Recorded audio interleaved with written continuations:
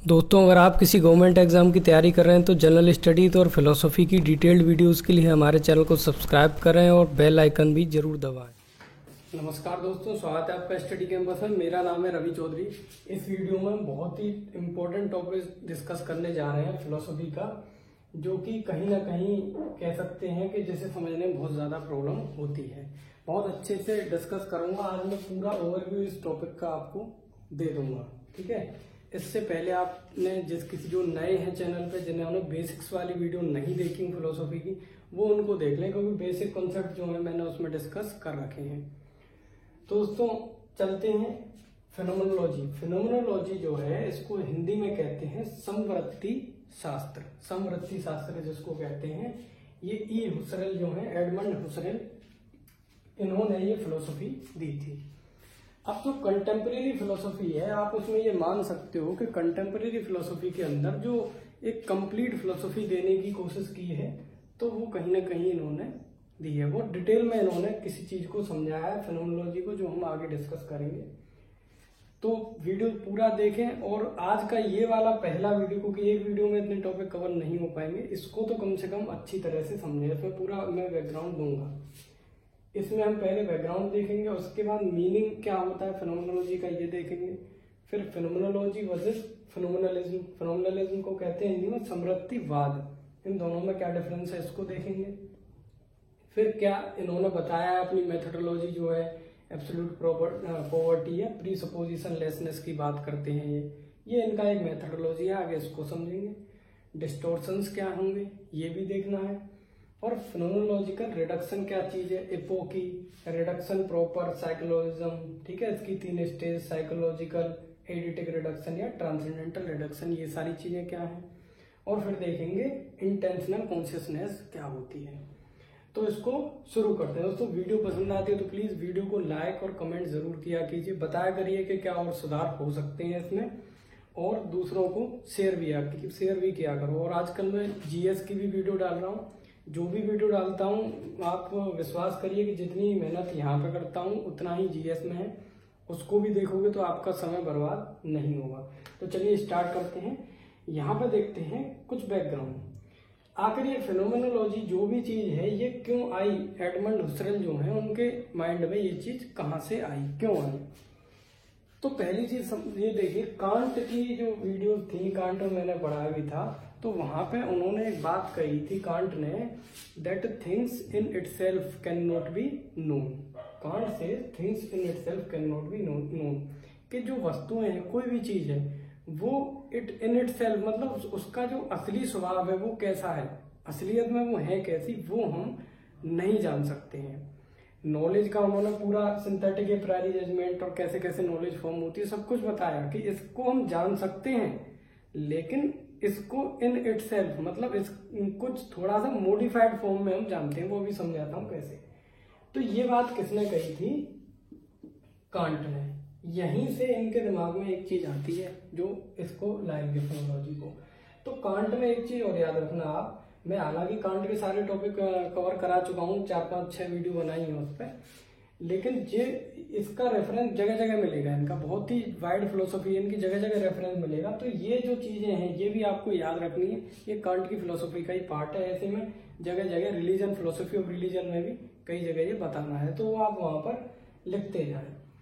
अब बात क्या आई कि हुसरेल कहते हैं, अच्छा ये क्यों नहीं जान सकते इनको, उसका रीजन समझो। कांट ने क्या कहा था कि कोई भी चीज है, अगर हम किसी चीज का एक्सपीरियंस कर रहे हैं, सेंस एक्सपीरियंस होगा, लेकिन उस चीज से जो संवेदनाएं आ रही हैं, the sensations which are coming from the thing, they have to pass from the glasses of space and time. सबसे पहले क्या कहा था इन्होंने, कि जो सेंसेशंस हैं उनको कहां से पास होना पड़ेगा, स्पेस और टाइम के ग्लासेस हैं जो हमारे अंदर ही, इन्होंने बताया था, मैं अच्छे से डिस्कस कर चुका हूँ, उससे निकलना पड़ेगा। तो अब एक बात बताइए कि ये मान लीजिए कि यहाँ पे ये पेन रखा हुआ था, इसके सेंसेशंस हमको आ रही थी, और ये हमारे माइंड तक पहुंचने से पहले कहां से गुजरी, स्पेस और टाइम से। तो कांट कहते हैं कि यहाँ पर दोस्तों ये क्या हो गया, मॉडिफाइड हो गई पहली चीज। उसके बाद में यहाँ पर प्रॉपर नॉलेज नहीं मिलती है, ये भी समझाया था कांट में मैंने। प्रॉपर नॉलेज के लिए इसको आगे और एक चीज से गुजरना पड़ता है, 12 categories of knowledge, knowledge formation की 12 कैटेगरीज बताई थी। उन 12 कैटेगरीज से होकर इन सेंसेशंस को गुजरना पड़ेगा, वहां पर कुछ प्रोसेसिंग चलती है, उसके बाद नॉलेज प्रॉपर मिलती है अकॉर्डिंग टू कांट। तो यहां पर एक बात ये समझिए that these sensations have been modified by space and time and 12 categories of knowledge, that is why Kant says that things in itself can not be known. जब ये इन दोनों चीजों से मॉडिफाई हो जाते हैं, इसीलिए तो कांट कहते हैं कि जो चीजों का जो रियल नेचर है वो हम नहीं जान सकते, क्योंकि हमारा ज्ञान यहीं तक सीमित है जो इन्हीं में से होकर गुजर के आना है। जो हुसरेल थे उनको यही जानना था, हुसरेल का जो एम था, जो उनका मेन पर्पज था, जो एम था वो यही था कि जो चीजों का रियल नेचर है, रियल नेचर क्या बेसिकली मान लो एसेंस, ठीक है, कि जो चीजों का एसेंस है, सार तत्व जिसको हिंदी में बोलते हैं, एसेंस इनको पहचानना है, ये इनका बेसिक एम था। तो आपको ये बैकग्राउंड पता चला होगा कि आखिर क्यों ये इसको जानना चाहते थे। और ऐसा नहीं है कि ये बात सिर्फ कांट ने कही है कि रियल नेचर नहीं जाना जा सकता, ऐसे कई फिलोसोफर्स हैं जिन्होंने ये बात मानी है कि जो चीजें हैं उनका रियल नेचर जानना पॉसिबल नहीं है हमारे लिए, क्योंकि हमारा जो ज्ञान है वो कहीं ना कहीं हमारे सेंसेस तक ही सीमित है। अब बात आते हैं कि फिनोमेनोलॉजी। देखिए जो वर्ड है फिनोमेनोलॉजी, ये पहले कई फिलोसोफर्स ने यूज किया है, but they have used that word in different sense, लेकिन अलग अलग लोगों ने इसको अलग अलग सेंसेस में, अलग अलग परिप्रेक्ष्य में इस्तेमाल किया है। हमको देखना है हुसरेल का, तो हुसरेल कहते हैं कि phenomenology is a philosophical method. ये क्या है? It is a philosophical method to discover phenomena. जो फिनोमेना है उसको, फिनोमेना को डिस्कस करने का एक ये मेथड है फिनोमेनोलॉजी। ये है। अब ये तो आप समझ गए होंगे कि ये एक मेथड है, लेकिन फिनोमेना क्या चीज है? Phenomena according to Husserl is the real nature और एसेंस ऑफ थिंग्स। मतलब जो चीजें हैं उनका रियल नेचर या एसेंस क्या होता है, ये जानने की कोशिश कर रहे हैं हुसरेल। तो ये आपको याद रखना है, सिंपल सा मीनिंग है। अगर देखा जाए तो दिक्कतें आगे आएंगी, और इसीलिए आज मैंने इसको लेक्चर को कुछ अलग तरह से समझा रहा हूँ। अभी देखना आप इसको, कुछ आगे ये काम आएगा बहुत ज्यादा। तो मीनिंग तो यही था that phenomenology is nothing but a philosophical method to discover the phenomena और रियल नेचर और एसेंस ऑफ अ थिंग। ये बात आ गई कि भाई ये थी फिनोमेनोलॉजी।